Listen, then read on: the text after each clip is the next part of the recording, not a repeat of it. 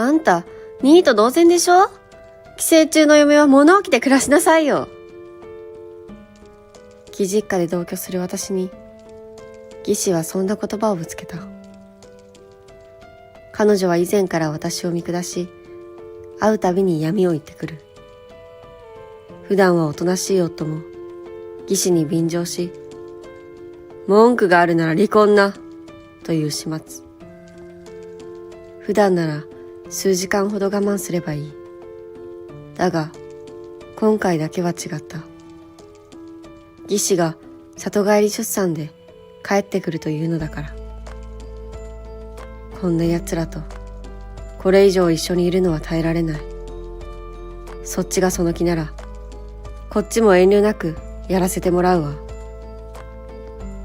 離婚を決意した私は、すぐさま行動を開始した。私の名前は青野優里、28歳。1年前にイラストレーターとして独立したばかりだ。それまでは制作会社に勤め、ごく普通の会社員をしていた。だが、自分一人の力でどこまでできるのか試してみたくなったのだ。いきなり独立など普通は怖いに決まってる。そんな私がなぜ最初の一歩を踏み切れたのか。私自身のやってみたいという気持ちはもちろんだが、そこには夫の一言があった。夫のひろきとは結婚して2年になる。独立を考え相談した際、彼はきょとんとした様子でこう言った。フリーのイラストレーターに？いいんじゃないか？え？そんな軽い感じでいいの？驚く私を彼は平然と論した。だって、優里自身がやってみたいと思うんだろ？まあ最初は大変かもしれないけど、無理な話じゃない。優里、絵が上手いんだしさ。でも、もしうまくいかなかったら。その時はその時だって。そしたらまた別の制作会社に勤めりゃいいじゃん。ひろき。良くも悪くも、夫は普段から楽観的な性格である。その危機感のなさに心配になることもあるが、今回ばかりはそんな彼の性格に救われた。こうして私は独立を決意する。1年前に会社を退職し、フリーのイラストレーターとして働くようになった。最初は簡単な優勝依頼から始め、知人から頼まれたイラストボードの作成などを行っていた。やがて知名度も上がっていき、最近では動画のアニメーションなども手掛けている。収入も会社員時代よりぐっと増え、貯金に回せる額も多くなっていった。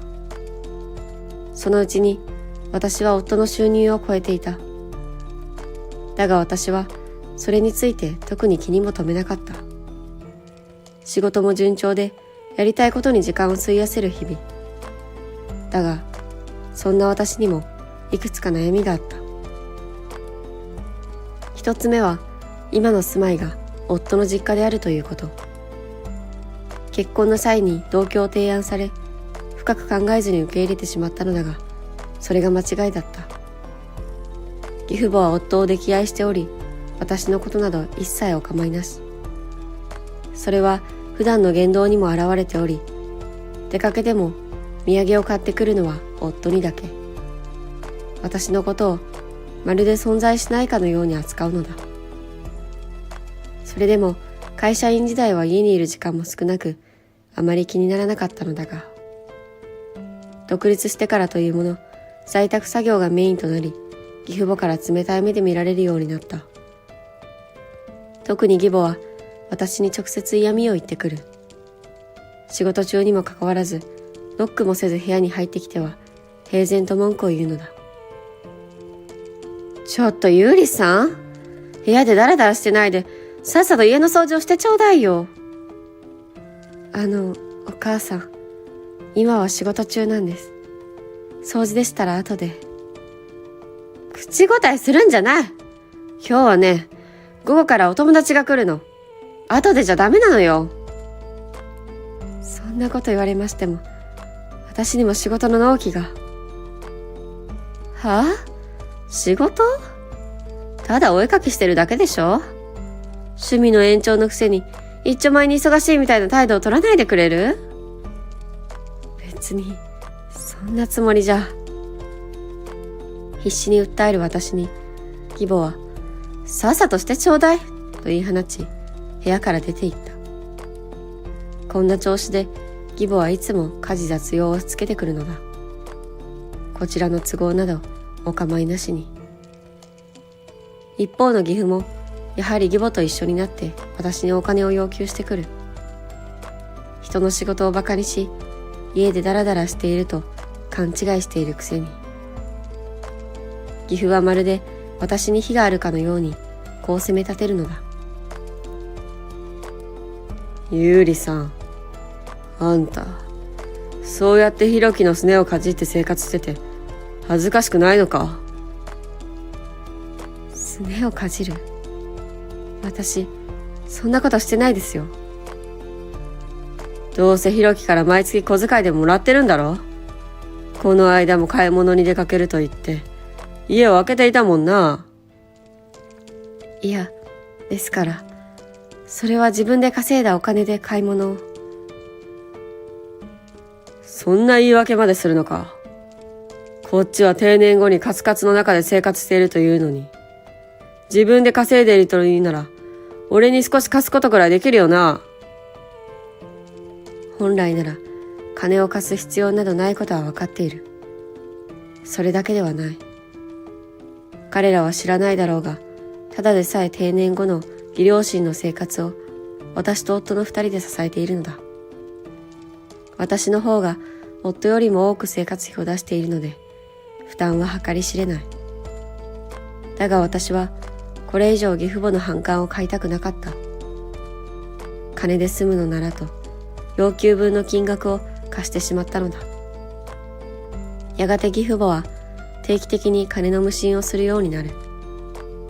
そこですぐ夫に相談すればよかったのだが、彼の両親を悪く言うことはできなかった。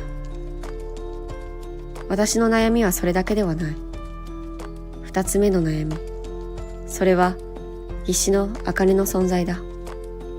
義士は結婚しており、普段家にはいない。だが専業主婦ということもあり、定期的に義実家を訪ねてくるのだ。彼女も私のことが結婚当初から気に食わなかったらしい。顔を合わせるたびにこんな嫌味を言ってくる。優里ちゃんってさ、なんかパッとしないよね。そうですか。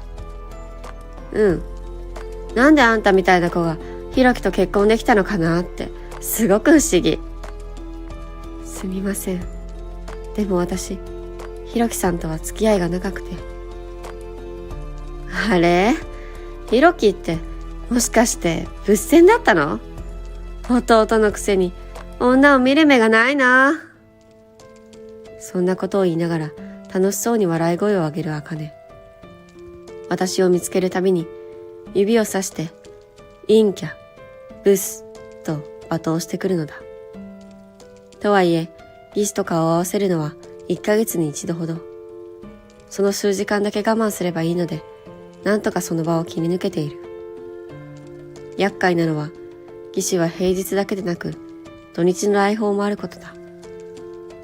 土日なら夫がいるので、普段より気も楽なんじゃないか。そう思う人もいるだろう。だが、実際は真逆である。夫は義士をなぜか慕っており、彼女の言うことにノーはつけない。それを義士も分かっているので、彼と一緒になって私を罵倒してくるのだ。ひろきって本当に優しいよね。優里ちゃんみたいな子と結婚してあげく、ニートをうちに住ませてあげるんだから。夫も得意げにそれに応じる。姉さんに褒めてもらえるなんて嬉しいよ。優里と結婚した甲斐があった。でもさ、ひろき、せめてもっと可愛げのある子にしたらよかったんじゃない？あの子、愛想ないわよ。もしかして、姉さんに何かひどい態度でも取ったのか？だってあの子、いつも不愛想だもの。私、もっと愛嬌のある妹が欲しかったな。ごめん姉さん。ユリには俺からきちんと伝えるから。私が目の前にいるというのに、こんな会話を繰り広げる二人。夫に理不尽な説教をされる中、義士はニタニタしながらこちらの様子を伺ってくるのだ。なんで私がこんなことで怒られなきゃならないの？愛嬌がない？そっちがそうやって馬鹿にするからでしょ。心の中ではいくらでも悪態をつけるが、実際口にすることはできない。なぜなら、私はまだ夫を嫌いにはなれなかったからだ。もしここで私が義士に言い返し、義父母に悪態をついたりしたら、夫との夫婦関係に亀裂が入ってしまう。そう思うと、どうしても怒りをあらわにすることはできなかった。そんなある日のこと。部屋で仕事をしていると、帰宅した夫が顔を出した。おかえり、と声をかける私に、彼は突然、耳を疑うような発言をした。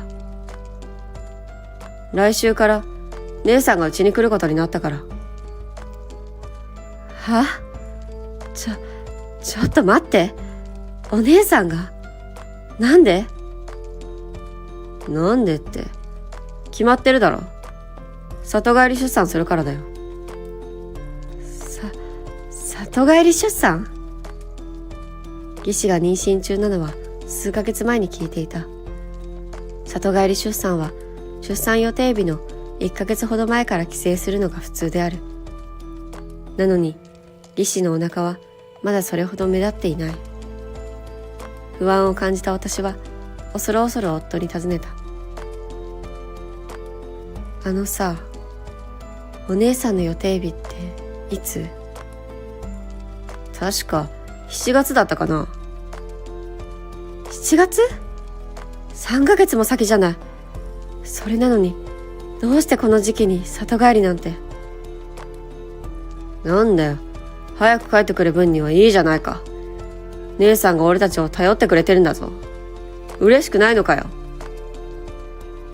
本来なら出産はおめでたいことだし、私もできることなら力になりたい。だが相手は普段から私を見下し、嫌味ばかり言ってくる茜である。しかもごく一般の里帰り出産とは違い、3ヶ月も前に帰ってくるというのだから。どう考えても喜ばしい事態ではない。とはいえ、嫌だから断るなんてできるわけもなく、せめて少しでも義士の帰省を遅らせることができないか。私はそれとなく夫に提案した。あのさ、ひろき、お姉さんの里帰り、もう少し後の方がいいんじゃないかな。なんだよいきなり。姉さんが帰ってくるのがそんなに嫌なのか？そうじゃなくて、3ヶ月も旦那さんと離れるの、お姉さんも寂しいんじゃないかと思って。大丈夫だろ。その分俺たちが寂しい思いをさせなきゃいいだけの話だよ。それはちょっと無理なんじゃ。とにかく姉さんが帰ってくるのは決定事項だから、お前もちゃんと姉さんの言うこと聞いてくれよ。そう強く念押しし、夫は部屋を出て行った。一方の私はやり場のない気持ちを抑えるのに精一杯。お姉さんと3ヶ月も一緒に暮らすなんて耐えられない。たまに会うだけであれだけ罵倒されるのに、一緒に暮らすなんて想像しただけで憂鬱だわ。そうは言っても私一人の意見で事態が変わるわけもなく、翌週から義士は予定通り義実家へとやってきた。案の定家の中は妊婦の義士中心となる。彼女はわがまま放題に行動し、毎日のように私を罵倒した。ほらそこ、お絵かきしてるだけの寄生虫。ニートのくせに態度がでかいのよ。仮にも妹なんだから、私をもっと敬え。などなど、どれもくだらないものばかり。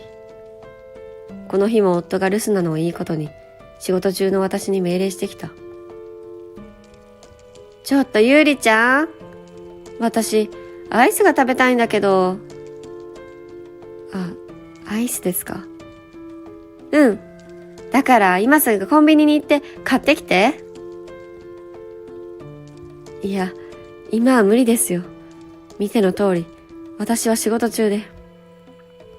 仕事って、ただお絵かきしてるだけじゃない。そんなの仕事なんて言わないわよ。世の中の人たちに失礼でしょ。努力してきた自分の仕事をバカにされ、さすがの私も頭に血が上ってしまう。気づくと私は怒鳴り声を上げていた。いい加減にしてください。私は今の仕事に誇りを持ってるんです。お姉さんにとやかく言われる筋合いはありません。はあ？何よその態度。あんた、嫁のくせに何様のつもりよ。嫁のくせに？嫁には人権がないと言うんですか？嫁ってだけで、なんでここまで見下されなきゃならないんですか？勘違いしないで。あんたが出来損ないだからよ。可愛くて容量のいい嫁なら、もっと可愛がってあげたわよ。いいからとっとと買ってきなさいよ。お絵かきしてるより、私の家政婦になった方が有意義な人生でしょ。その瞬間、頭の中で何かがプツンと音を立てて切れた。張り詰めていた感情が限界に達した瞬間だった。私は勢いに任せ、茜を部屋から押し出し、ドアを思い切り閉めた。その態度に彼女は激怒し、開けろ！このクソ女！と怒鳴り続けていたが、ドアノブを押さえて必死に抵抗した。しばらくして義士が立ち去ったので、私は再度仕事に取り掛かった。すると今度は、どんどんと大きな足音を立て、階段を登ってくる音がした。部屋のドアを開けると、そこには夫の姿があった。彼は私をものすごい剣幕で睨みつけ、ちょっと来いと言って腕をつかむと、リビングへと引っ張っていった。義士と義両親がリビングで私をギロリと睨みつける。そんな中、最初に口を開いたのは茜だった。ねえ、ゆうりちゃん。私に何か言うことあるんじゃない？何ですか？特にありませんけど。は？まだそんな態度取るんだ。いいの？ひろきもここにいるんだよ。そんなの関係ありません。私は間違ったことをしたとは思ってないので。ふっさ。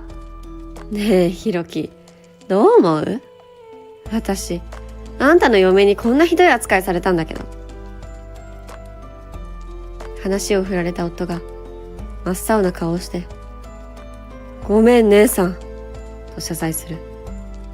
その情けない姿に彼への愛は猛スピードで冷めていった。ため息をつく私を夫が激高しながら睨みつける。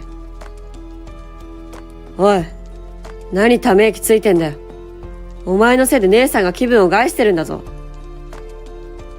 あのさ、ひろき、状況わかってる？私、お姉さんに散々好き放題言われたんだよ。そんなの、お前が出来損ないだから悪いんだろうが。いいから姉さんに謝れ。ものすごい剣幕で乗りつけられる私を見て、義士はクスクスと楽しそうに笑っている。しばらく黙り込んでいると、茜が、あ、そうだと嬉しそうな声を上げた。あんた、ニート同然でしょ？寄生虫の嫁は物置で暮らしなさいよ。は？外に物置があるでしょ？あんたは今日からあそこで暮らしなさい。義士の言葉に義両親が嬉しそうに賛同する。夫までもが便乗するかのように同意した。姉さん、ナイスアイデア。おいユリ、お前は物置で暮らせ。文句があるなら離婚だからな。義士が彼に、離婚届もらってきな、と命じ、夫がすぐさま役所へ向かう。帰宅した彼は、その場で自分の欄にサインすると、それを私に突き出してきた。ほら、やるよ。物置で暮らすか離婚か、お前に選ばせてやる。わかりました。とにかく、さっさとここから出ていけ。今日からお前の部屋は物置だ。私は荷物をすべてまとめると何も言わずに家を出た。彼らは私がおとなしく物置にでも移動したと思っているのだろう。こちらを追いかけてくる気配はない。私は役所に離婚届を提出し、その足で自分の実家へ向かった。事情を説明し、両親のもとでしばらく住まわせてもらうことにする。2日後、ようやく私が家にいないことに気づいたのか、ひろきから電話がかかってきた。おい、お前どこにいんだよ。火事が溜まってるのに。どちら様でしょうか。お前は2日前からうちの家政婦になったんだ。さっさと戻ってきて家事をやれ。これは夫からの命令だ。は？私に夫なんていませんけど。お前、何言って。あのクソ家族とは2日前にとっくに関係を終わらせたので。お前まさか、あの離婚届を出したのか。ひろきは驚いたような声を上げ、焦ったように口を開いた。待て。一旦落ち着け。何も本当に離婚しなくたっていいだろう。お前がいなくなったら、こっちの生活が。そうよね。リタイアしたあんたの親の代わりに、私たちが全部生活費を出していたんだから。